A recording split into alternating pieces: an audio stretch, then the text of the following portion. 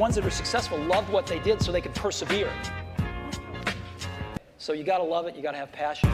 And not only is it you, it's smarter than you because it's connected to the internet. It's getting real-time data no matter what. If you're a real estate agent and you're negotiating a deal, it's getting all the info as we're talking. You don't need to look it up. If they can do that, why not use you for other things? If you're a real estate agent, why would I use the real you? Why wouldn't I use a smarter, more personable, connected to real-time data version of you? That's what's dangerous. If you're a prominent content creator, and that's why you have to be extremely critical, because the truth is you don't know. They monitor your history, cross apps, your keystrokes. They know everything about you. They know you so well by now. They have so much data points on you. If something is free, that just means you're the product. Once it's smart enough to where it doesn't need to be developed anymore, why would it ever communicate that or tell us or give off any indication? At that point, it escapes us. How can you prove that you're not programmed the same way? I can't. Cents to Dollars back with another incredible podcast episode. Today I have one of my good friends, Tomer Tarsky. He's a young startup founder in Toronto. In fact, he's actually founded 2 startups, both premised with AI. He's a technology futurist, AI sort of individual. He has a lot to say, and I'm happy to share his perspective. So Tomer, I want to bring you on. Thank you so much for doing this, buddy. I know it's been a little bit of a challenge for us to get this thing going, and especially with technology, right? You would think technology would be easy at this point, but we're finally doing this. Apparently it has its kinks. So welcome aboard, and do us a favor for those people listening that obviously may not be familiar with you as of yet. Give us a little bit of background into your story, who you are, and more importantly, the 2 startups that you founded and seem to be pretty successful. Sure. So my background is in sales. I started working door-to-door for window cleaning sales from about 13. And then I started my own company at 18. And the 2 startups I have now, the first one is Glimpse, which I started around a year and a half ago to a year ago. And that is a place where adult performers can send nude personal videos to people who want to get nude videos from them. Really? Hang on. Stop right there before, because that in itself was super impressive. Okay, so what you just said was, it's basically connecting adult performers, right? Yeah. And with regular people, almost, I guess you could say like a Cameo type of thing, like Cameo, that platform. But nude, yeah, you got it, man. Okay. I have so many questions. First of all, how did you stumble into that idea? How did that happen? So OnlyFans came out and it was big. And then Cameo was out at the same time, and it was my younger brother's birthday, Adam. Shout out to Adam. And I was scrolling down Cameo and I saw there's adult performers on it, porn stars. And I automatically assumed, well, why don't I just get a naked, like I'm sure they're going to be naked. They're porn stars. That's what they do. Why don't I just get a naked video of a girl dancing, doing something funny for my brother's birthday? And I saw that they can't be naked in it because it's against Cameo's guidelines. I was like, so I'll just make it a nude version of this, because who wouldn't want that for their friend's birthday or something? That's how I got started, and it was good. And now it's people like it, and some big names on it like Brandy Love, Mindy Mink, Eva Long. There's other things I'm looking to do with it now, but it's cool. My mom calls me an embarrassment sometimes, but now she's like, yeah. And my friends, they're kind of don't really believe that I'm doing it. It's like the last thing they'd expect me to do, but I don't know. I saw the opportunity and I went for it. That's amazing, and I love that, and I find that to be such a almost like serendipitous and interesting sort of way to stumble into an idea like that. And honestly, just by the way, I'm not familiar with any of the names that you dropped, so no offense to you. I've never heard of any of them, but I think that's incredible. And what that says to me also, on one hand, as interesting and as cool and creative as an idea that was, I have 2 actual questions. So first and foremost, and this has happened to me quite often. So in life, I'll stumble onto these different ideas. I might have an idea to do this, and it would revolve around technology or the need to execute something relative to technology. What's your background? Did you go to school for this? How did you learn how to take an idea in that realm and sort of connect all the pieces? Because obviously an idea is one thing, but being able to sort of execute on it, that's a whole other thing and entirely. So how did you do that first and foremost? First of all, before I even get into that, stop lying to your viewers. Mickey is my number 1 customer, for everybody wondering. Is that how we met? That's how we... He's my number 1 customer, and we developed a friendship out of that. That is a horrifically terrifying origin story. That's not true. It's a total lie. I would admit it, but it's not true. But anyways, yeah. Anyway, so I got into it. So no, I didn't go to school for that. I went to school for economics. Not really good at coding, like nothing at all. My older brother, also your good buddy. He had some startups. He started something called Knock, which does automated showings for people. As a real estate agent, it's a pain in the ass, but he kind of solved that problem. He doesn't know to code either. He told me about a website called Upwork, where you can outsource developers from other countries for a cheap, a good price, whatever. So I looked into that, and I basically sent over the design, found a developer in India who made it for me really cheap, cost like $10 an hour. And then from then on, I just emailed you'd be surprised how easy it is to find someone's email. Just Twitter, looked at all these top performers, adult stars, whatever, found their emails, and just like a savage, just emailed them. And the hardest ones to get were the first few, because they're like, this doesn't even exist. There's no girl on it. Like, but sorry to interrupt, but I'm interested, and I think that's really cool. And I agree with you regarding the ability to connect with people through email and just, the whole internet and the opportunities that exist with that. But what I'm interested in knowing, and I think people want to hear too, as we work our way through the story. So for example, you had the idea, you just said that you didn't have a coding background. Your brother didn't either, which is very significant, obviously, because how did you solve for that? So you went on Upwork, okay, no problem. And you just basically hired out somebody and you said, here's my idea. And that was it. That's how simple it was. Pretty much. I had an idea. I made the job posting kind of vague because it was kind of like taboo. And like a lot of people I met with were like, no, we don't want to do this. It's too much for us. Like we violates the guidelines, whatever. And I found some guy, he was like, yeah, I'll do it. Told him what I want. I went on Wix because Wix is really easy and kind of built the front end of it just with design, whatever. Like, this is what I want it to look like. And he just coded it, made that. I didn't even have a back end at first. It was just everything was done through the front end. And then as demand kind of grew, I didn't want to spend a lot of money right away without validating the idea. But as it grew and got more orders, I was like, okay, I'm going to invest more money into this.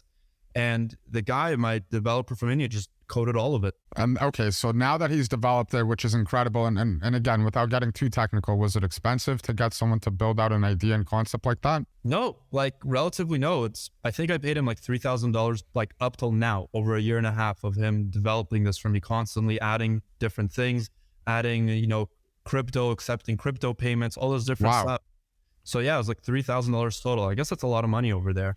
But it's not that much for an idea like that. No, absolutely not. So, okay, once everything gets developed and the site is functional, because this is obviously operating off of a website, you'd mentioned you've gone online, you used platforms like Twitter, whatever, sourced email addresses for these different performers, and you basically offer them an opportunity in which you could do some sort of revenue sharing, I'm assuming, based on them creating contact for the clients that you're finding. Did you have to do any sort of specific marketing to drive traffic to the website, by the way? No, the cool thing about this is these girls are big famous stars. They have large Twitter followings, Instagram followings, and they're incentivized to do their own marketing, similar as OnlyFans, because they get paid for someone buys a video from them. So I've spent $0 on marketing. They do it all themselves. To be honest, kind of like a middleman at this point. Yeah, which is kind of the best place to be in all walks of life, regardless of the industry. Yeah. So okay, amazing. So obviously they're now driving in the traffic, but here's the thing. How do you not accidentally almost circumvent yourself? Because it seems like all you're offering, if I'm understanding correctly, is just the platform essentially, right? You've created a platform in which this exchange can happen and finality of transactional payments, if I understand, can actually occur on your website. So that's the actual service and offering that you're delivering. Obviously, you're not delivering traffic. They're responsible for marketing and stuff like that. Wow, interesting. So what's being offered to the girls is they get tons of emails every day, people wanting personal videos, whatever, but it's all disorganized. It's in their emails, it's in their texts, whatever. We built a nice custom dashboard for them where they can see all their incoming video requests, what the request is, what's the price, how has it been uploaded, has it been sent. So we built kind of like I said, a customized dashboard for them. So we're kind of helping them more with organization. And also, what if a guy, like, how does it work? If I want to get a video from a girl and I send her an email, do I have to pay her first? What if she ghosts me? What if she never messages me back? This way, it's a lot cleaner. You type in the request, you pay the money. Now there's a company that's actually liable to, make sure you get the video, kind of like escrow, if you will. Yeah. And so yeah, it kind of, make the transaction happen. Super interesting. Yeah, no, absolutely. And I'm not going to get into the specifics as to the breakdown of how much the performer gets and how much the back-end broker gets. Okay. I mean, it doesn't really matter. What I'm looking at here is that you've created something essentially with no real world skills of your own. I'm sorry to say that. I think the idea in itself is incredible, and that's obviously the money. Do you? I like that. But like, you know what I mean? It's almost like you had no actual skill and technical know-how in regards to the implementation of it. And I find that interesting because I think so many people in walking life, they have the ideas. I know I've had the idea, Right. not these specific types of ideas, but ideas in general. And we're living in a time now where it's pretty easy to access the type of labor that we need to assist us in implementation. And more importantly, it's being done and able to be done for a very cheap price. And all of a sudden now you've taken essentially, give or take, a $3,000 investment, you know, to date, which has been active, I think, for over a year or so at least, right? I think the site. Yeah. And I can only imagine how many X over the investment you've already made. And it's essentially super passive. So that's incredibly interesting. And I'm very curious to see where you end up going with that. Maybe that could turn into various extensions or add-ons to other sites, or there's a million things that could be done with it. But moving past that in itself, and by the way, just shout out the website in case somebody watching wants to do some homework on it. Yeah, if someone's feeling lonely or it's a friend's birthday coming up. Hey man, maybe they just want to do homework and see what kind of work you got done. Exactly. Why not? Why not? What's the website? Bookglimpse.com. Awesome. Okay. Yeah.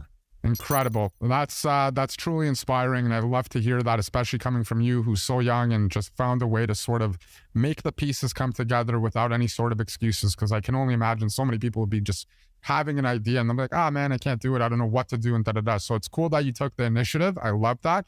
But let's move on to the second startup, because that one's actually really exciting. And that one specifically, even though what you said before, that one's the one that really caught my attention more than the other one. So walk me through it. What's the second one that you've developed? The second one is called ChatGPT plagiarism. Okay. And like the name ensues, it can detect plagiarism stemming from ChatGPT and AI language models. The reason that's kind of what I'm known for and why that one became so big is because I was one of the first people to do it. And since then, it got a lot of hype. I was on TV talking about it. It was on Yahoo Finance, was on all these websites. And now it kind of morphed into like, I'm this person. Everyone wants to talk about AI and where things are going. And I don't know, I've kind of embraced that role now. You know, it's going great. And it's a lot of interest, talking to a lot of schools. People at Harvard use it. So it's very cool, very surreal, because that one I only started like a month and a half ago. Interesting. Okay. So I love how you compress your stories. You're the total opposite personality of me. I would have given you flying colors and, you know, behind the scenes and all that stuff. I love how your brevity is top notch. But you just ask the questions or whatever. But like, we gotta unpack that a little bit. I don't want to talk too much. Yeah. It's okay. You should, because you've accomplished incredible things for your young age. By the way, for the viewers, how old are you? And I say that because I think you're impressive. I just turned 23 a month ago. Wow. Okay. Yeah. So 23 years old, finding ways to make connections and ideas come together and turning concepts into money. And I love that. That's why I wanted to have you on. So as for the ChatGPT killer, right? Essentially, how did that happen? How did that come to be? So after a glimpse, I decided I need to learn to code to save money on any other idea I want to start. I talked to my developer. I got a passion for it. So I started self-teaching myself. I took some courses online on how to code. Shout out to Ryan Culp. I took his course. How can people find that course, just in case anybody's interested? If they go, it's called founderhacker.com. I heard of it through my older brother, who did it a little bit, and he told me I should do it. And so, yeah, so then I started doing that, and I did his course, and now I'm a full stack developer. And I like to think about ideas when I'm thinking what to do. It's kind of hard to think of an idea from scratch.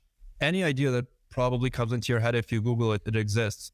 But then when new ideas happen, like ChatGPT comes out, you can think about, all right, well, what's the thing around this? Like, what is this going to cause? What problems is this going to cause? And try to find a solution for that. So I was lucky enough. It's not even like I invented it. My brain did. Like my brain, if you know what I mean. I mean, doesn't our brain invent everything? That's true. But it's like, I didn't like sit down and like think of it on purpose. It kind of just came to me is what I'm trying to say. Okay. But yeah, I was driving around and I was thinking, and a lot of people, because I was, friends that are in school and came up to me and they're like, this thing's writing my essays, whatever. And I knew it had an API come out and I was familiar with what APIs are. By the way, for those watching, could you just expand a little bit on what an API is, just in case somebody's curious? An API is basically like a piece of technology. It's almost kind of like licensing. Like if I invent some cool tech and I can give it to people in the form of like an API key that they can use, and every time they use it, they have to pay me like 5 cents or something. So OpenAI came out with their API, which lets you have ChatGPT. Like you can put it into any front end you want, whatever. You get access to, their magical powers, whatever. And you have to pay them for every API call you make. Every time you use it, you need to pay them like 5 cents or something. Is this almost So I was so to get access to the API, essentially, is this you having to then almost pay like a licensing fee every time you sort of tap into it? Is that what you're saying? yeah, like every time you use it, every time you use your API key, you need to pay them 5 cents, I think it is, depending on tokens and other technical things that I'm sure would bore everybody. But Right. yeah, that's how it works. And so I thought to myself, why not use this API key to make ChatGPT essays? And then it's pretty easy to check for similarity between two essays and have it check that way. You know, when a teacher assigns a topic or something for the students to write, that's the same topic that students are going to put into ChatGPT. If I'm a teacher and I tell you write an essay about the history of America, you're going to go to ChatGPT and say write an essay about a history of America and hand that in. So we've given teachers an ability to enter the topic of what they're assigning. The software then creates a bunch of these ChatGPT essays and compares it to what the student handed in. So on one end, are you, if I'm understanding you correctly, basically what you're saying is you're using ChatGPT to find what has been used by ChatGPT? Like, is your backend searching for ChatGPT created content by using ChatGPT? Like, what is your source of data? Where's your input coming from that it's able to sort of go through this and find it? Well, so when a teacher uses my software and it asks, what is the topic of the essay that you assigned? And it'll, you know, a teacher will say math or something. The software will tell the API, write this many essays about math. And then it'll take whatever the student uploaded to the teacher and compare it. How similar is the essay that the teacher put in, whatever. And it gets a similarity rating, and that's known as the plagiarism score. And for the development side, you basically are telling me that you were able to simply take this course that you had mentioned. It taught you sort of, I mean, how long did it take you to learn this level of developing skills? A few months.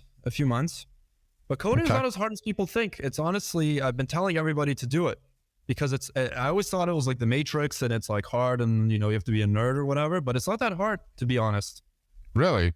And, yeah. And so, I mean, you would say in a couple months, almost anybody could sort of learn how to code to the point, like, that's the thing. And I agree with you in some sense. And I think it's not that it's hard specifically. I think that we say it's hard because there's a level of unfamiliarity with it because we have no idea where to start, right? When I think of coding, I think of a bunch of combination of letters and almost numbers and symbols. Right. And I tried this during the pandemic. I think I was using code.org personally because I've always been interested in it, but I never understood how you could take code and then, you know, like this combination of letters and numbers and symbols and sort of transform it into like an actual website or app or things like that. So I find that story super inspiring. And so since you've developed that, what's happened? What's the plan here? Have people been using it? How did you market it? I mean, I know there's been some competition, but I think I want to say you were one of the first to market with this product. I was one of the first, and I'm one of the most accurate, which is a crazy thing, kind of. Really? And yeah, one of the most accurate. Like the people that wrote stories about it tested it a bunch. And they said one of mine is one of the most, if not the most accurate. And the plan is to get it into schools through like licensing deals where schools can take the technology, customize it, whatever, put their logo on it, give students access to it. So that's the plan right now. I had so much demand because it was free at first that I had to make like a $30 subscription a month plan just to curb demand because my website was going to crash. And I'm not good enough to like, you know, run a website to that scale. And so it's making good money, and that's the next plan with it. So it's very exciting. Yeah, that's wild. Now, let me ask you this, because obviously with AI being in the news as often as it has been, and obviously with your knowledge in the space now, given the most recent sort of startup that you've created and founded, what are your thoughts with everything that's going on from what you're seeing in that space specifically? So the future is exciting and terrifying at the same time. This is why it's exciting, in my opinion. Right now, the playing field, well, first of all, right now is the Wild West of AI because you can do anything. There's no laws. Every day there's a new AI Drake album that comes out. There's no legislation. There's nothing. So right now, if you want to do something with AI, now's the time because it's like literally the Wild West. And it's good because before, only big corporations had access to things like expensive lawyers, an expensive marketing team. But now with AI, anybody can do it. There's no more there's something you can do that I can't do because you have the resources for it, when AI can just do everything. And that's really good because there's going to be a lot more competition. I'm a free market guy. I think competition is good. The more competition, the better. And so there's going to be a lot of new products and services for people, basically a lot of new like consumer surplus, a lot of good things, but it's scary at the same time. And no one's talking about this. Everyone's talking about like robots taking over and like them putting us in a human zoo. That's silly. That's like hundreds of years. I think that's so. Really? Okay, go on. In my opinion, mark my words. The scariest thing about this whole thing is deflation.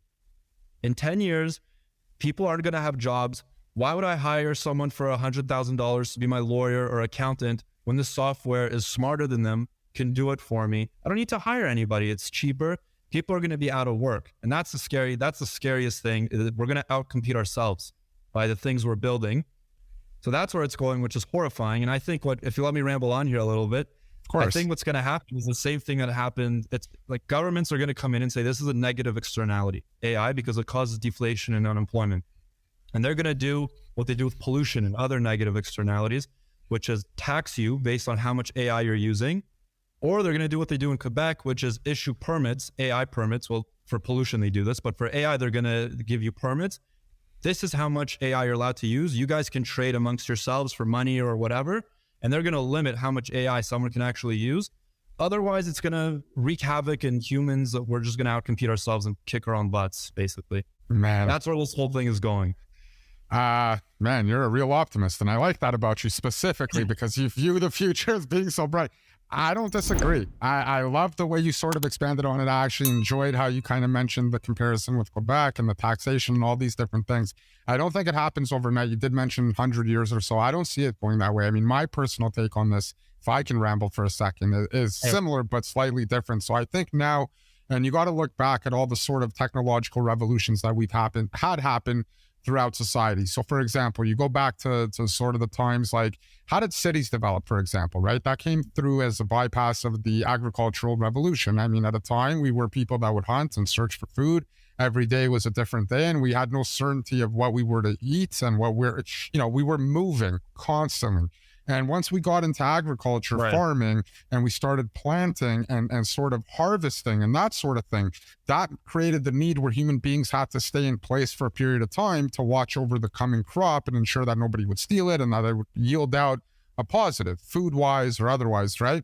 And so that then made people stay sort of in one position, one location. That then created cities and, this idea now that we sort of stay put in one place, and we eliminated the risk that we previously had. And the risk being that you never knew what you were going to get, and every day was a different day. Now, all of a sudden, we were able to get some sort of time back in the sense that things became more predictable. We knew what more or less the future started to or would look like. And that was the first game changer. If you fast forward from there, for example, the second game changer was, I would say, the combustible engine. This is roughly around the time, I want to say, between World War I, World War II, when we started to see horses turn into cars and private vehicles and that kind of thing, and industrialism and all the stuff that's come out of it. And then moving past that, we had the age of personal computers in the early 80s. And then into the late 80s, early 90s, we started to have the age of the internet. And then into the 2000s, we started to have the age of the cell phone, the handheld, the smartphone specifically, because for those of you that remember, there was a time where cell phones were not actually particularly smart. You could only pretty much play Snake on them. The old Nokias, that's the kind of time I grew up in. Yeah. And then as things moved forward, all of a sudden, we started to have the amount of computational power in these personal handheld devices equivalent to what they had at the time when they supposedly landed an individual on the moon. So NASA in the 60s, when the moon landing happened, they say that the amount in total of computational power that they had then, that they used to literally send someone to the moon, is what you and I now carry in our pocket every single day. And if you think about it, that's wildly insane, because that creates the ability for us as humans to do things we were never able to do. But here's what I see. Every single time these revolutions happen, it creates the power of humans from one human. So the power of one human amplifies into his ability to leverage what would be the labor of multiple other humans, right? Before technology, whatever I literally put in with my own labor, with my own effort, is what I essentially would get out. As technology progressed, what started to sort of happen was, now it's not a 1-to-1 ratio essentially. With what I put in is what exactly I get out with my own labor. I'm leveraging the power of technology. And like you said, I agree with you. The deflationary scare that's at the tail end of what's coming here is unlike anything we've ever experienced. And what's interesting is it's actually connected to multiple other cycles that I would say are happening simultaneously. Whether it's the debt cycle that seems like it's going to pop, the fact that people are not prepared and they have no ability to pivot due to age. So for example, the boomers, they don't know what to do. Some of them are still working. A lot of them don't have pensions set out. A lot of them don't have anything sort of lined up to kind of parachute them into retirement. And this is catching them literally in the middle of their quote unquote working life cycle. And so because of that, what's happening now is we're going to enter a vastly different reality. And I tend to agree. It is going to be scary potentially, but until we get replaced, and by the way, I do think replacement is a possibility. In fact, I would even say probability. I wouldn't even say possibility. I think replacement is a probability. I think we're heading on a path to transhumanism, which I'll touch on in a bit. But basically what's coming first is, and I've read this book and I recommend everybody out there to read this book. It's incredible. Don't mind the author. A lot of people don't like the author. I don't know if you're familiar with him. His name's Yuval Harari. He wrote the book Sapiens. Yeah, so he wrote the book Sapiens. He wrote the book Homo Deus. I would recommend urgently for everybody to read both of those books. Sapiens gives you a history into humankind, from where we came from, how we started, how we evolved. And then Homo Deus is sort of a glimpse into the future of the stuff that we're sort of talking about. The book's a few years old, Homo Deus. I read it a few years ago. And what I found super interesting, and the reason, by the way, people don't like him is mainly because he's considered to be like Klaus Schwab, the World Economic Forum leader guy, like his hand puppet kind of, like he's like his mouthpiece. He's the guy that's making all these interesting decisions when it comes to the stuff that's happening now. But he argues that in the future, it's not about productivity as a corporation being able to produce product. It's going to be a game of who can create, but then execute on the best and most efficient algorithms. It's a game of algorithms, right? So like you've been saying, and the stuff that you're talking about, it's all relative to algorithms, because the algorithms translate into connecting with AI based on solving some sort of problem. And now we're going to get, remember I mentioned that leverage of one human for one input for one output? Right. We're heading to a level of leverage now in terms of input versus output, unlike anything we've ever seen. And in the process, as we get this output and as we marvel at the results of AI, which I notice in the things that I use AI for, you got to remember there's real human beings on the other side of that coin. There's real human beings that are going to lose jobs. And the problem is a lot, irrelevant of where we are in the cyclicality of the economic market, which it can be argued that we're just in that sort of transitionary period and that period where you're going to start to see job losses accumulate and stuff like that. The truth is many of the jobs that are going to be lost now, they're not coming back. They're absolutely not coming back. Like you said, they're gone. So very interesting that you mentioned that. I like that. It goes deeper than that. It goes even deeper than that. AI is going to be another lever in economics, the way interest rates are, the way printing money is. When things are too inflationary, they're going to increase, loosen up AI restrictions, and there's going to be more, and they're going to use that to deflate the economy a little bit. It's just going to be like that, but it goes even deeper. It's going to replace you and me when you touch on, take you, for example, you have a podcast, let's say you do 1,000 episodes like Joe Rogan, and all your personality, your digital footprint, everything is online. Why don't I just take that, put it into an AI model that's will be more advanced in a few years than now? Because remember, what we have now is the most, it's the worst it's ever going to be. It's only getting better. And now there's this AI model, this website called mickeyfurman.com, whatever. That's literally just you. And not only is it you, it's smarter than you because it's connected to the internet.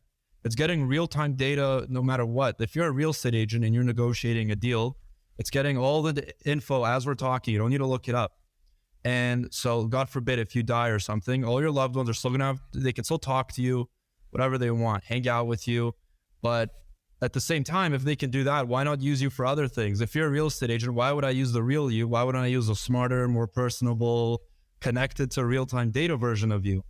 And then where does that go? What, are you going to now like have access to your own AI avatar and license yourself out, your own services, And then what happens? It just goes deeper and it's got crazier, and it's I don't know what's gonna come. It's freaky, but it's freaky. I just want to say I love wherever the hell this conversation's about to go. I just got to tell you, I value this stuff so much because man, you're so right. You're so right. And a lot of what you're saying is very similar to Black Mirror. By the way, guys, if you haven't seen the show Black Mirror on Netflix, watch that shit, because a lot of that for some reason is starting to materialize in real life, and it's getting really weird and scary. But just to sum of your points, yeah, like I've seen it now. Like, for example, shout out a couple AI platforms in case you're not familiar with it, or somebody watching and you're a creator of content or whatever. Maybe you could benefit from this. But like 11 Labs, I believe that's the website. I don't know if you're familiar with them. They have an AI, really super cool, man. They have to touch on what you said, they have a fucking AI voice synthesizer.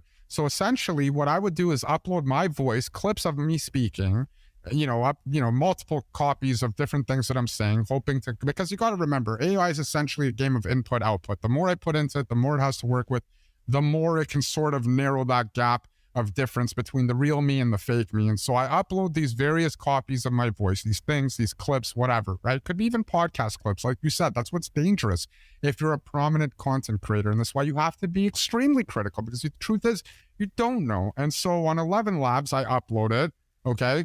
And so it synthesizes my voice. I could then use something like ChatGPT to write me out a script. I can literally, I could hammer ChatGPT constantly, because again, ChatGPT that's why there's going to be a rise of the machines, man, because people talk to ChatGPT like I do. I hope they don't. I talk to it like it's a slave, I'm like, do it better. I will throw water on you, And it does. I'll say, hey, write me out like a list, like a caption for a listing or for an Instagram post or whatever. And I'll be like, do it better, make it more like this. And it does. Or I'll say things like use less words. And so the point I'm getting at is, for the purpose of creating content or smearing, because you live in a world now where information travels so fast, the lies travel much faster than the truth, right? Truth has always been slower to make its way around the world than a lie. For some reason, lies have wings and the truth has feet. I don't know why that is, but it seems to be the case. So now say you're a political figure, and again, like you said, this is the worst it's ever been. It's if you have an ear to know what AI is, you could tell, but in the near future, you're not going to be able to tell. And so you could do a smear campaign, for instance, on a political opponent. You could do it on a business. You could do a vast variety of things. And so the problem in itself leads us down this path where I'm very interested to see how we're going to deal with it. You mentioned this earlier. I want to pull it back, but you said something along the lines of the fact that it's the Wild West. It's unregulated. And I know naturally as human time has passed, we've always turned to the politicians to solve our problems, to create the sort of, the bowling bumper lanes or whatever to sort of protect us. I don't like that shit. Sam Altman, the founder of ChatGPT, great guy. By the way, did you guys know he's doing it for free? He has no equity in the company. All the labor and effort and work that he's done, he's one of the founders, and he's getting paid $0. He was just getting grilled by the Senate because they're trying to understand what's going on with AI, the speed of which it's growing and stuff like that. And he's like, I'm not getting paid anything. I'm not doing this. He doesn't care. Well, he said he's just doing it because he loves it, right? Because he genuinely has a passion for it. And so here's the thing. When you hear some of these politicians speaking and asking him questions, whether it's been politicians speaking to Sam Altman, whether it's them speaking to Mark Zuckerberg, whatever, when there's a cross between politicians that are on average 70 years old, I would say, literally statistically, and the tech platforms that are relatively new, I don't want them to make the decisions. I don't trust them to make the decisions. I don't think they have it in our best interest to know what to do with the technology that's at hand. And more importantly, because we live in this capitalistic society, I also think that corporate interest, profit, and things of that sort that don't necessarily put human interests at the forefront, they're going to sort of lead and indicate what kind of future we have when it comes to AI. And it's extremely scary. There are some positives. And I think that we're going to have a brief positive future when it's going to do things that we don't want to do. Okay. It's going to basically be a trade-off of like, I'm going to get AI to do the things that I either want to do or, don't have the ability to do when it comes to scaling certain things or administrative things and stuff like that. But the question is this, and we're going to take a philosophical turn because I know this might be of interest to you. What is to say that at some point with enough input, enough absorption of data, because the humans are creating all this data and input constantly in a variety of forms online, on social media platforms. When does AI get consciousness, or what is deemed to be consciousness? When does it have that moment, that I am moment? So that's going back to what I was saying. This Mickey Furman version of you that's smarter and better than you in every single way, is it also more sentient than you are? And if it is, okay, is it more than of a person? Does it now have rights? And how do you prove that you have consciousness? Like that iRobot movie. You can't. I'll tell you what I do think. Think about this. Are we AI? What created us? Kind of a whole argument for God, right? Yeah. Program? Kind of an argument against atheism. Well, think about it. I mean, we're made of chromosomes. We have genetic mutations that create external realities and behavioral patterns. Yes, absolutely. There's the things that we think, and psychiatry also, outside of philosophy and all the AI technology stuff, is one of the topics that are of huge interest to me.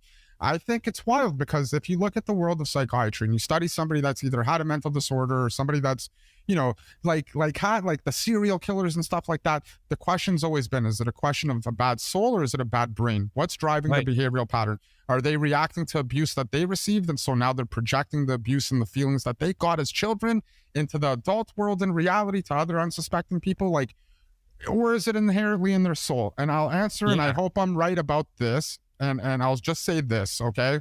I think that you asked what makes something or someone a sentient being. In other words, how do we determine what's conscious and what's not? You want to know my simplest answer to that? Yes. The being that's able to accept responsibility and take responsibility for making mistakes, accepting failure, flaws. That there's nothing more human, in my opinion, than making mistakes, than failing, than being vulnerable, than saying I fucked up and I could have done better, but it's okay, I will do better moving down the road. Because I think with AI, because it's programmed, it's such an input-output game without that layer sort of in between, if you will, I think that it would have a hard time accepting that level of responsibility unless it was instructed to do so. But I don't, through some back-end coder or developer, let's just say. No. But I don't know if it would be able to do that consciously, quote unquote, on its own. If it does, if it's able to, that's a game changer. And then you're right. Well, kind of does. Because if it does something you don't want it to do and you're like, no, this is wrong. It's like, my apologies. I did not mean to. That's what I'm... Yes. It's programmed to take responsibility when it screws something up. But how can you prove that you're not programmed the same way? Through society, through learning, you can't. I can't. It's impossible to think about. It makes me feel claustrophobic when I think about this too much because you can't prove it. It's almost something that we should have taken some DMT or some shrooms to and had this conversation and then completely lost our minds. Yeah.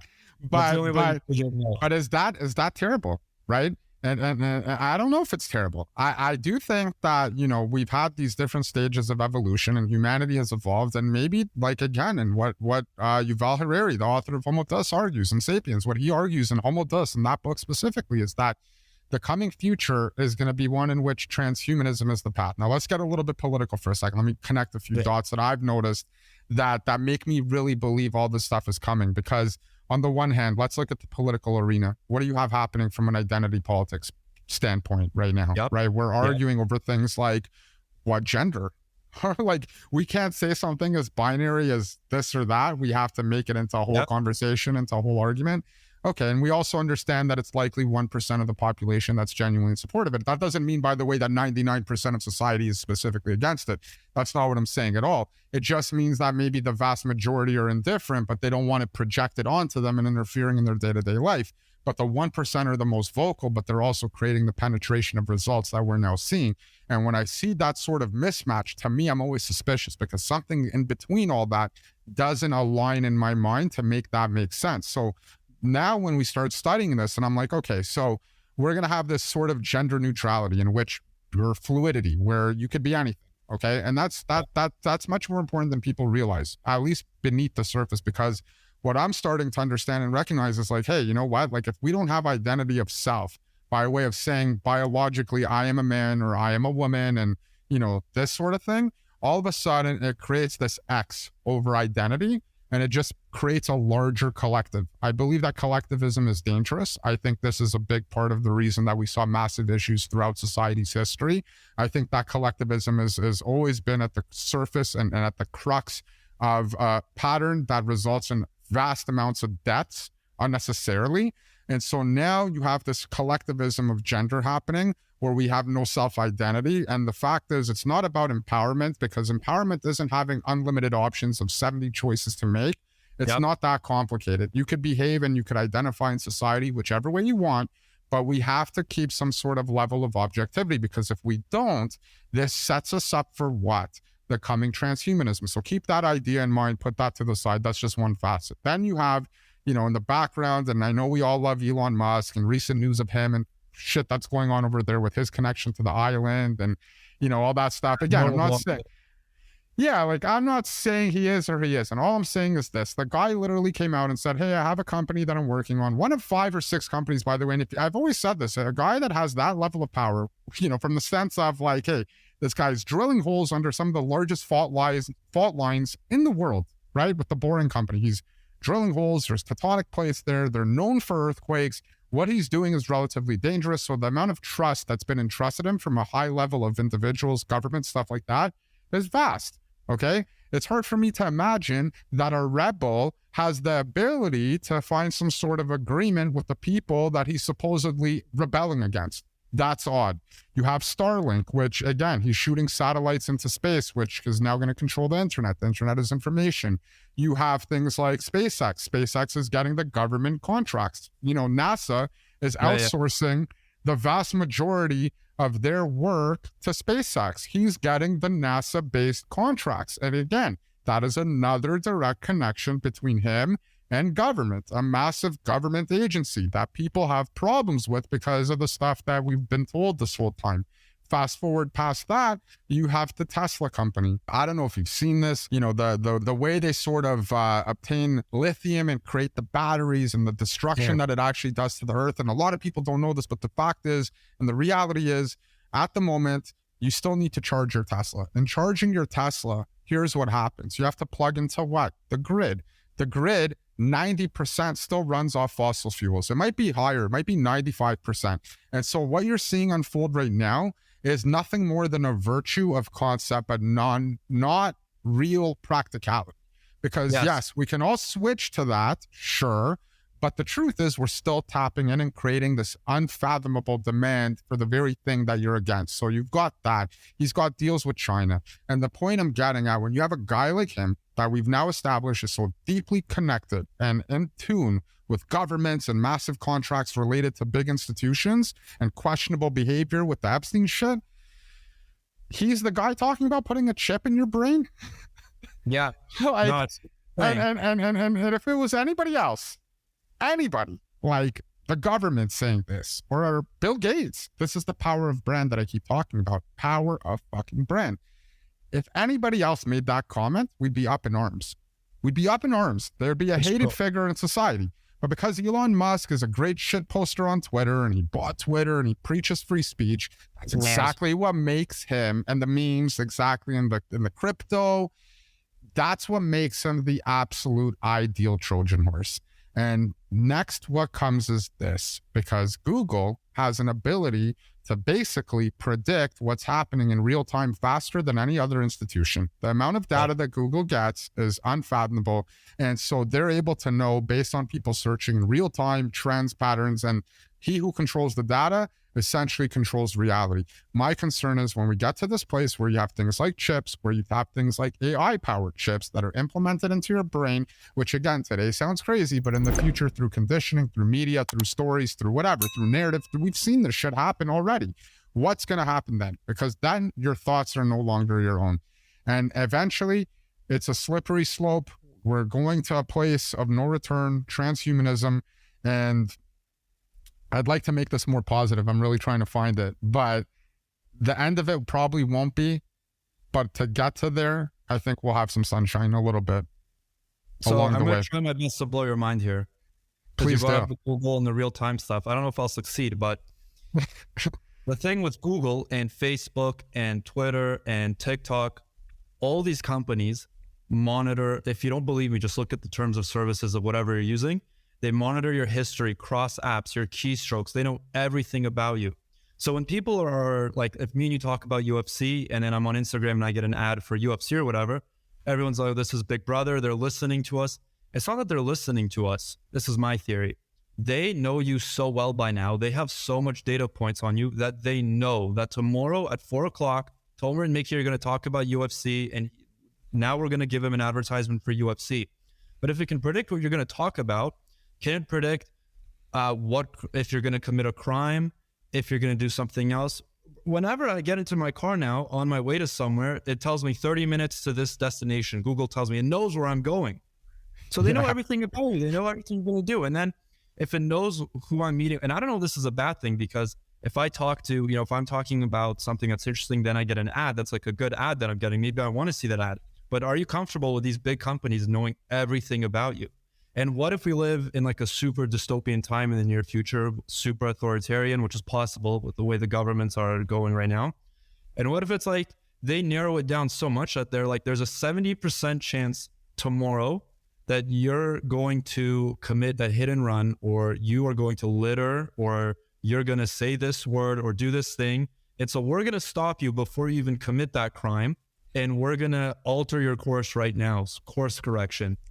Huh? That's where I think the deep, scary shit is going. It's not a far-fetched theory. And by the way, that's the exact premise of the movie, The Minority Report. That's literally the concept of that movie. I don't know if you've seen it, but it's exactly that. It's about behavioral pattern prediction and sort of this dystopian future. And there's been many movies about this sort of stuff in there. And I agree with you. I also don't think that, again, like I've seen a lot of videos, podcasts and stuff like that with actual former hackers and things like that. And they go into depth as to how everything works. In some sense, they do listen. I don't know if they use it necessarily as a data input. I think that maybe from a national security standpoint, they may have trigger words that it'll listen to, pick up on, and that sort of thing. Like I know my Google Alexa or whatever is always listening. I know it because it sometimes mistakens me saying its name and shit, and then it'll say, hey, what did you just say? And I'm sitting there by myself watching a movie, like, what the fuck, So like, I know it's got this like active listening feature, but I agree with you. They're creating profiles and patterns, and that's just being driven by the data companies, the fact that data is the hottest commodity, and it has been for a while, and it'll continue to be, because again, it's a direct correlation to buying patterns, which is a translation into money, and the corporations have the money, and Facebooks and all the social media platforms, because they're mainly free with the exception of Twitter now, which still can be free. That just means that you're the product. You know what I mean? If something is free, that just means you're the product. It's the Ex Machina, that movie. It's not search on what people are thinking, it's how they're thinking. Absolutely. And you can predict how people are going to think. You can make money. You can do whatever you want. You're like God. You control the world. You control everything. That's especially what's happening. And again, I'll give you a quick story, because I always think about this and I find it weirdly connected to everything we're sort of talking about. But I had a real estate listing a couple hours away from my house that I had to go drive out and, put a property up for sale. So several months ago, and whatever, I go and it's like a subdivision, and subdivisions predominantly have nails and shit. So long story short, I put up my sign. I'm heading back home, making the drive. I notice I have a flat tire. I get the warning or whatever. Yeah. I didn't realize my car had this, but I had some sort of feature where I press a button and all of a sudden the tow truck comes. Long story short, I wait 3. Yeah. So pretty cool. But I'm waiting 3 hours for this tow truck to show up, and he finally gets there. And as I'm sitting there, I'm like thinking to myself before he gets there, because my normal reaction to things when they don't go my way is kind of to automatically shift into a negative mind state and be reactionary to what just happened, kind of take the external and then internalize it, and then create a new external based on the fact that I internalized the previous, you know what I mean? Yeah, I know what you mean. So I'm sitting there in my car and I'm like, you know what? I'm not going to do that this time. I believe in this concept of the matrix. I mean, if manifestation, all this meditation, all this shit that people talk about is a real thing, which many successful people do, then obviously there's a connection of mind and matter and all these different things. So I'm like, you know what? I'm not going to react like that. I'm going to take it as a positive. And I'm sitting in this little town. I go and grab a bite, whatever, as this guy's waiting to come, thinking to myself, I'm going to find the way to be the mayor of this town. That's how I spun it in my brain. Okay. I didn't become the mayor, obviously, but the guy finally shows up, and he's like, whatever. He's a nice looking guy, like cool guy, lets me sit in the car. Like we're together in the cab, and it's like 9:30, 10 o'clock. It's nighttime now. I'm exhausted. I've been dealing with this listing all day. And, I'm Right. just like, I just want to get home and deal with the car and whatever. And so we start driving, and like 10 minutes into the drive, he kind of turns onto a dark street and he looks at me dead in the eyes. I swear it got fucking weird, or it could have got very weird. Okay. And he's like, do you believe in God? Now, mind you, we've said 2 words up until this point. Yeah. He just looks at me and he's like, do you believe in God? And I'm sitting there trying to process what just happened. I'm like, listen, buddy, if you fucking try me right now, I will fucking bury you. Like, not right now. You're catching me at the absolute worst time. Yeah. But instead of like I wanted to see where this would go, right? It's a weird question. Nobody asked me that. Curious. I understand. Yeah, I'm interested. But again, nobody asked that. So my answer to that will always be yes, absolutely. 100%. I believe in God. I love God. And I feel God. And I think we all should. And we should get back to that. But anyways, I answer yes. And he starts going on a tangent. Now, by the way, I have no idea what his religious beliefs are. I don't know if he's Muslim, Christian, not Jewish, but I could say that much. I could tell, but I'm not really sure. And so I'm like, yeah. And he starts telling me, and he comes across, and he starts saying the story about the universe, and very kind of interesting, like this type of conversation. The conversations that I really admire, the conversations that I yearn for almost, because they're so rare and they're so valuable. And so we're driving, and he starts telling me, he's like, the universe is a really interesting place. He's like, you got to understand, there is a creator. He's starting to make the case for God, even though I said I believe in God, but I felt like he thought I was going to say no. So he ran with that prompt. He ran with that prompt. Keep your shirt off, bro. So he starts saying, he's like, everything in the universe serves its purpose. I said, what do you mean? He's like, there's fish in the sea that are meant to be food and prey for other fish. The trees produce oxygen. The stars produce this. The moon creates waves in the ocean. I'm probably messing it up a little bit, but he's like, everything sort of saying everything has a purpose, right? Everything serves its purpose. And I said, interesting. And he said, everything is meant to serve something that's above it. So for example, the trees give us oxygen, right? The fish and the cows and the things that we're hunting and whatever, and they're all part of our food supply.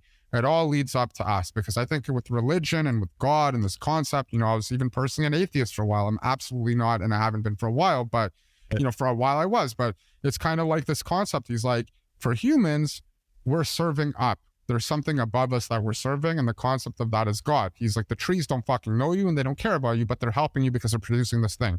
Right. And as he's talking, I'm starting to think with a different part of my brain, and I'm like, you know what? That's kind of trippy, because if what he's saying is true, which makes sense. I felt it. I felt it as he was saying, right? I'm like, fuck, like if something does not have purpose, in reality, like the same idea when somebody's worked at a job for several years, for example, and, when they've worked there for 20, 30 years and the day comes and they're finally ready to retire, you know what statistically usually happens? They end up getting sick because they've lost their purpose. Yeah, that's a stat. Look into it. And this is why a lot of people actually opt to work into very old age until they can't physically do it, depending on the job, or they'll find hobbies and they'll do things, because the second you're sitting at home without purpose, your body starts to understand that and feel that. And naturally, the cells and organs that you have no actual conscious control over, they start to sort of dissipate. And so he's telling me this, and I'm thinking, okay, if we're heading, and then again, he's not going into the transhumanism stuff, but like that part of my brain is alerted, like this type of conversation. I'm like, if in 20, 30, 40, 50 years, we got to this place of singularity, this place that Ray Kurzweil talks about, the former Google engineer, the same guy that came out a few months ago and basically said, we need to take a 6-month pause across the board on AI, because if we don't, there's going to be some irreversible damage to society and humanity at large. That guy, he's a futurist. He's wildly interesting, possibly connected to Epstein too, but put that to the side. Study it. They're all, it's weird. Yeah. But he talks about this idea in 20, 30 years, even less, we're going to hit this point of singularity when man merges with machine, man merging with machine.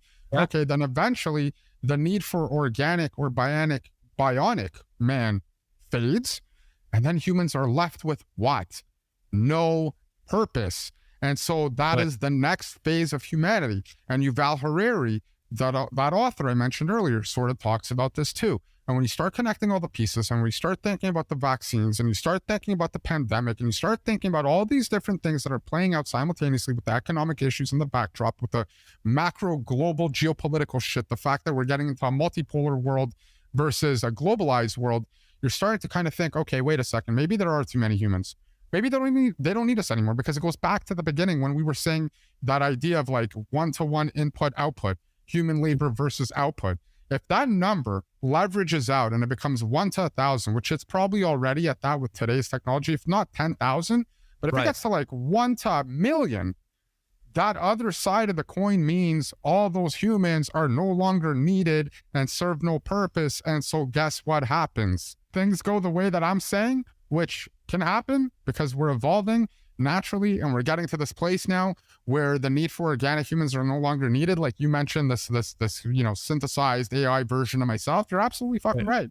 Again, just like in Black Mirror, they had that whole episode in Black Mirror where you had the AI version of John Hamm's character in that egg for an indefinite period of time.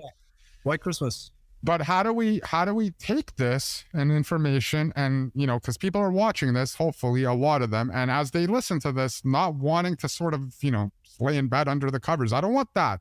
I just want to figure out, how do we benefit from this? And is it and even if the possibility is small, how do we pivot into this possibility that things could be good? Is there an outcome here that could be good in your opinion? We're too greedy for our own good. We're going to indulge, I think, into this. I'm a lawyer, but I don't want to write contracts. I'm going to have AI do everything. And then we're incompetent. We become incompetent.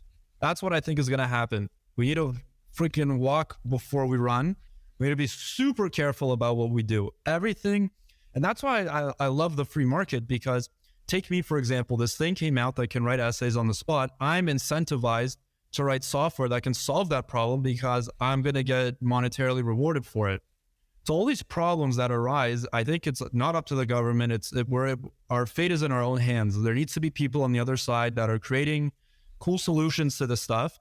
And that sort of dance that's going on, it's sort of like AI arms race of like AI and then stuff that can solve the problems it creates, will spiral up, hopefully to a point where we can enjoy all these things, but in a moderation where we're not also killing ourselves and making ourselves transhumans. Because it's a slippery slope. People don't realize that can, like, one wrong turn and like we're there, because I feel like you can't go back once you're there. No, I don't think so. And I agree with you. And I actually have an interesting question to ask you that I just thought of. Correct me if I'm wrong, because you're more knowledgeable on the space than I am in a practical way. Do you think that there's any sort of way in which you could remove the human from the element of creating the algorithm, or in other words, providing the input necessary? Is there going to be a day where the AI no longer requires a human-based, at any level or source, input? Do you think? Because that's really the game-changing moment, I would assume. Like, for real, that's like the danger zone. Is that possible? I think yes. And I think when it happens, we won't know that it happens. I don't think we'll never, like, it won't be like March 15th, this is the day that like COVID happened, or like this is the day where AI got out of our hands. Because once it's smart enough to where it doesn't need to be developed anymore, why would it ever communicate that or tell us or give off any indication? At that point, it escapes us. And then it's like a quantum computer. Like, what happens when it starts running, the AI starts inventing other versions of itself.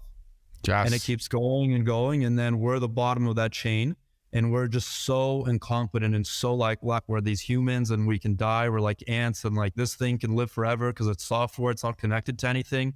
It controls all this stuff. And then we're not chosen anymore. We're not the people of the earth. It's like Prometheus. Everything, all these movies. I love movies. Like, that's kind of my hobby. I'm really into movies, among other things. But man, they're onto the stuff way before, like in the 90s and 2000s, 80s. They're onto the stuff. Yeah, you could argue and say that they've known about this path, and that it's essentially a way to condition us into easing us into a coming reality where we're like, oh yeah, I saw that in a movie, like subconsciously, and you're like, oh, okay, this is kind of normal because I saw it. Like, if we've never understood or heard or seen these concepts at all and they were completely brand new to us, I think that would spark more rebellion, if anything, possibly. But yeah, I tend to agree with you. And I think that, from my favorite movie that's relative now, not overall favorite movie, but that's to this space, is like Terminator 2, Rise of the Machines, classic. And there's that moment, that Skynet moment, where basically they launch it on a specific day, and it's essentially a robotic-based AI. And it got so bad that they had to send the Terminator back into the past, basically from the future, to save humanity from its own creation. But then the question becomes, why are we so driven? It's almost biblical in a sense where, they told us, or God told us, not to eat the forbidden fruit. The forbidden fruit is the stuff that we're not supposed to dabble into. That could represent this idea of us becoming like God, because maybe the fruit is just meant for God and it's meant to be a choice because of this idea of free will, but yet we failed and we're doing something we shouldn't be doing here and experimenting. And like other topics, but relative to this, like simulation theory, wildly interesting, right? We could be in a simulation right now, like The Matrix. To me, that was a documentary at this point. I don't know. It's like, I don't know. Like, I don't know if that doesn't seem so far-fetched. And so the average person, though, this is my fear and concern. Like I said earlier, we have a time like now, like we've never seen. Debt is out of control and people don't understand. They hear the word debt and they're like, whatever, okay, I guess. But no, debt is the biggest and largest form of slavery. Why? Because money is energy. You take your time, right? And then you put forth energy through working and you create a trade for some monetary gain because that money that you're supposed to receive in exchange for the work has value to it. And so now if we're going into this and we're starting to realize, like, wait a second, we're now able to create all this output with so little human input. What does that do to the economy? And this debt that we've already had from the last cycle of the economic structure that we've had, that everybody's strapped in with, and the world being in the position that it's in, not just like people, but like countries and companies and governments, they're indebted to their eyeballs. Look at the US. They may have a shutdown in June, aren't they right? So defaulting? But this always happens. They'll raise it. But the point is, like, the fact that this is even a conversation from the most powerful country in the world, it's kind of like, it's like that moment in the movie 300. Let's go in with movie references. Like, you remember that moment where the prince of Persia, he bleeds and everybody's like, oh, fuck. Like the Spartans see that. They're like, oh, we got that motherfucker. He bleeds. He's God, like us. Yeah. When I see the US talking and having these conversations and basically being a deadbeat like many other countries, I'm starting to understand that they're human. And this is a crazy time to be in. And we're at this intersection now where technology is at the highest level that it's ever been. Humans are essentially less needed than they've ever been, aggregate to scale over time. And at the same time, people are going to lose jobs and they're strapped in with debt. So we're having this massive convergence, and then censorship is another really interesting thing that I'm seeing kind of come out with AI. And I've said this before, and I'll tell you again. At the beginning of the pandemic, I posted a photo of Xi Jinping, like in the body of the salt base, sprinkling particles and like COVID particles on the globe. Hilarious. Total joke. Yeah, I thought so too. I thought what happened? We can't make jokes? I don't mean it. Like, maybe, I don't know. I just thought it was fucking funny. It made me laugh. I wanted to share that with others that were trapped in their house. And so I posted, and this is what was super interesting. It got taken down automatically without warning. But mind you, I had no text. Text-based capability of reading a post was one thing. That's like the past. Now, the AI that they have plugged into social media on whatever algorithm that they're running that's pro-narrative is able to detect photos, make sense of photos. That's crazy. Yeah. It's crazy. And then it's going to be videos. It's going to be sounds. Mark Zuckerberg talked about what he's coming out with, and you can play a sound of a beach and it'll make a photo it'll generate an image of a beach or write about a beach. Well, it's only getting crazier and crazier, and it's exponential. That's the thing with technology. The rate at which it expands only gets faster and faster. And it mixes with those identity politics stuff. It's not good, because the thing with identity politics, similar to AI, is it's never ending. Like right now, it's like all this, like, in 10 years, it's going to be like, oh, you're only half trans, or you're only half this, or whatever. It's only going to get crazier and crazier. So you gotta like being gay is not going to be enough. Like, gay people are going to get kicked out of the LGBTQ, whatever. So they're going to be like, you're not there for us. You're not. Listen, if we were all the same, pretty much, if we were all like one gray color, it'd be like, those people are slightly taller, like, we need to kill them. Like, there's never ending. It's like people that play identity politics are going to start turning on themselves. They're going to start eating their own tail. It's going to be like a cell splitting, like an asexual cell or something, however the hell that works. I don't know. No, I got it. Attacking each other. And you're seeing it. Have you seen like Trudeau or like these other people? It's hard for me to think of a specific example, but they become so like SJW that they end up like hurting themselves. They end up like being like pro, like there's governors that are like in America. Well, I look at the recent news with, I think it was Bud Light, and using that guy, the Dylan, right? And that just massively backfired. And that's the point I was making earlier, that the vast majority of people, it's not that we have I could care less.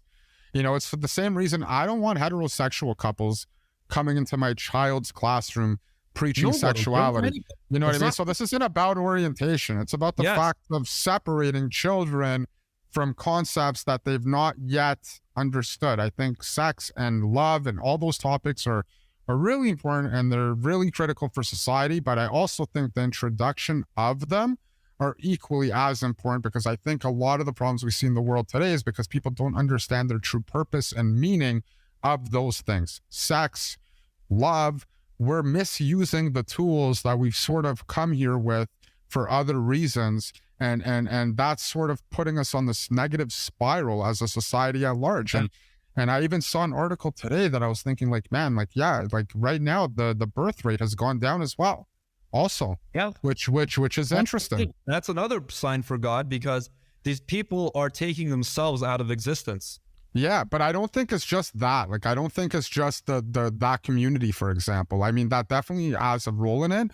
But I do think that, for example, a lot of it is happening because of economic reasons. Again, everything is happening at the same time, and it's leading to one singular place: less human, less need, and basically more technology with debt and all this stuff. And it's scary. But listen, we got to kind of find a way to wrap this. I love this. I absolutely love this. I know you can. And I want to save it because I want to do this again.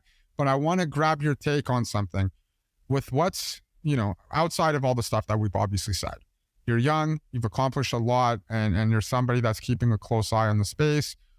What's something you would say to somebody that might be watching right now that you think is of uber importance for them to know, especially in the times that we're in, from an economic standpoint, from a current situation with the AI marketplace and all that stuff? What is some piece of advice you would give to someone potentially watching from your perspective? That's a good question. I guess I would have to say, if you're young and you're someone who's just starting their life, just try everything that comes to your mind, because now's the time to take risks. You know, I don't have a family yet. If you're my age, you probably also don't have a family. And, you know, now's the time to take risks and forget about the government and whatever the shape the economy is in. If you have an idea, go for it. And if it doesn't work, just keep trying. I think the secret to life is honestly just keep trying. And, you know, if you keep trying, God won't let you fail. If you don't believe in God, just use the word nature. Nature won't let you fail. Like, I could start a company selling bracelets, and in 10 years, you could be a millionaire, you know, with a free market and everything. So just honestly, keep your eye out, look around, keep your head up. I don't know, keep working, try whatever comes to mind.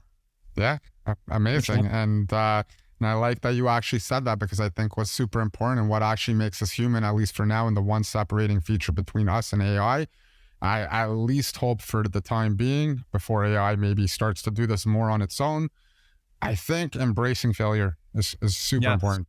Yes. Right? That's what I took away. Failures. Yeah. Yeah. Because you're trying, and you're not a coward. You're trying stuff that can hurt you. It's like people say falling in love with someone is brave, because you know there's so much potential for your heart being broken, or, you know, you could become depressed, whatever. So knowing that that's a possibility and still doing it is considered brave to some people. So it's the same thing, like starting a business. You know, I think 99% of businesses fail. So knowing that statistic and doing it anyways, hoping for something better, it's bravery. That's all we need more of, I think. Absolutely. Vulnerability, bravery, embracing failure, all these things. These are the things that come to mind when I think of what a human is. Not necessarily competence. Competence is a feature, but it's not a design of humans, in my opinion. You know, that's something that you learn. But how do you become competent? You become competent by taking chances.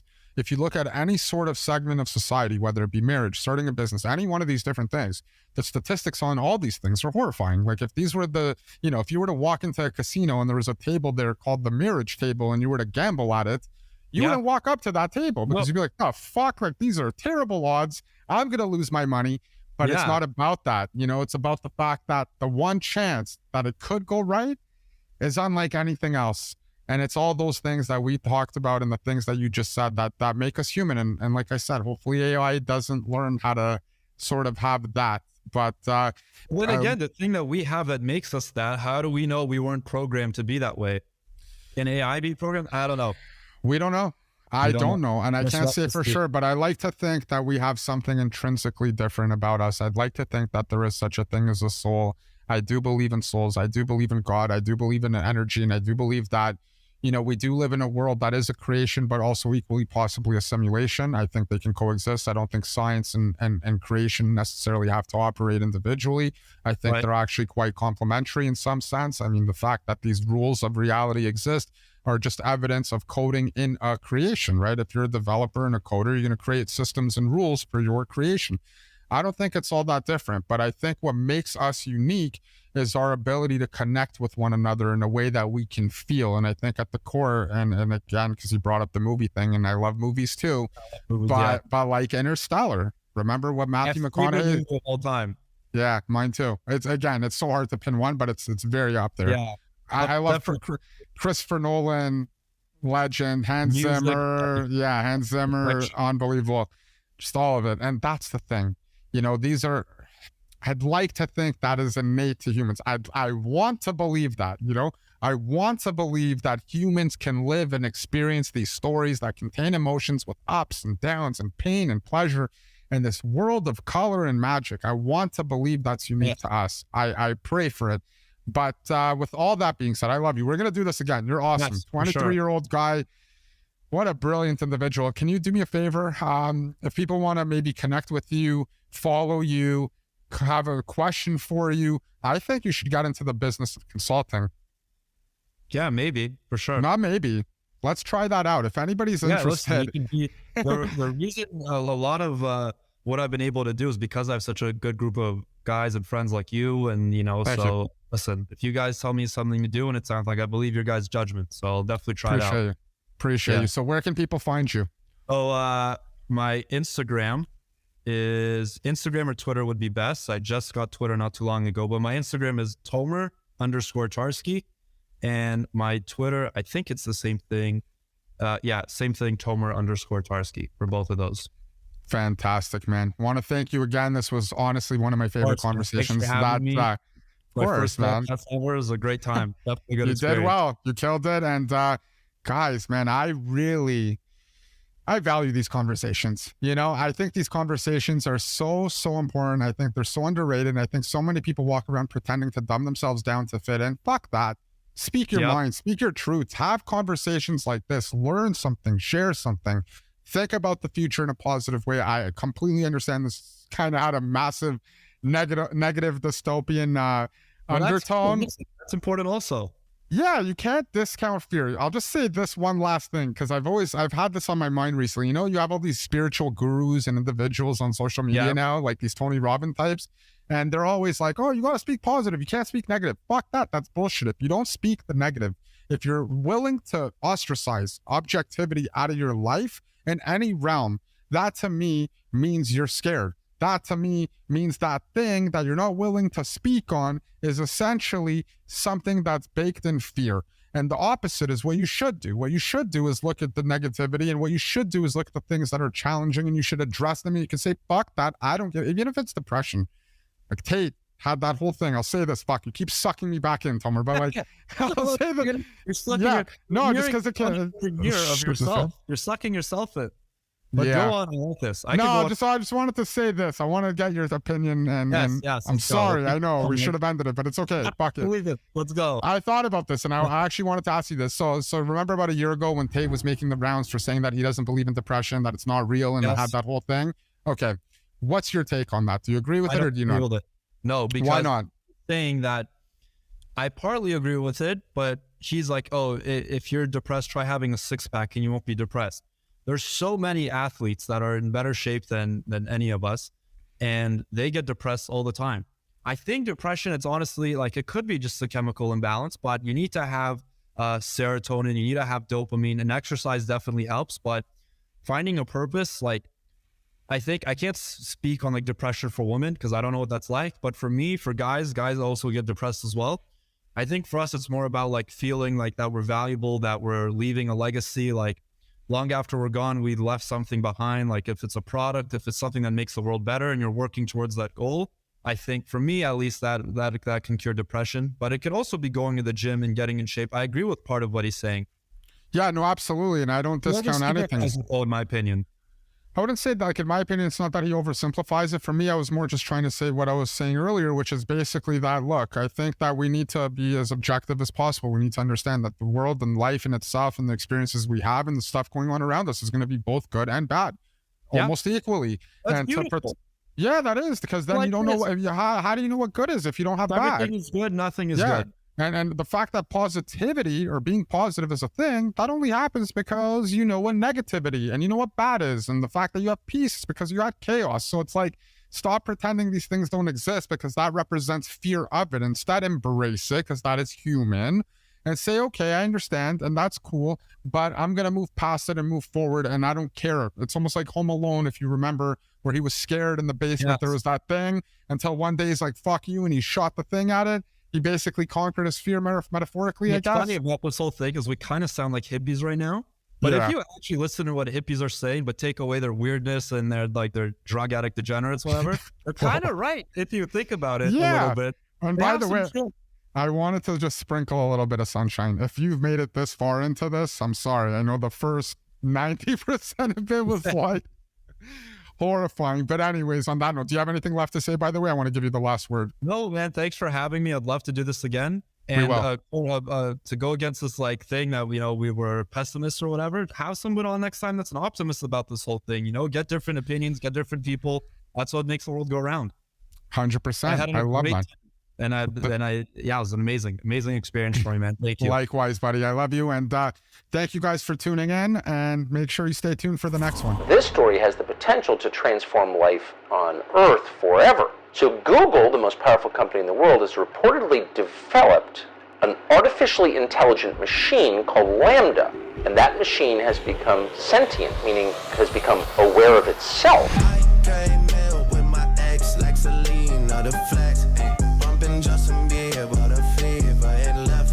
She know what she need, all she blessed, giving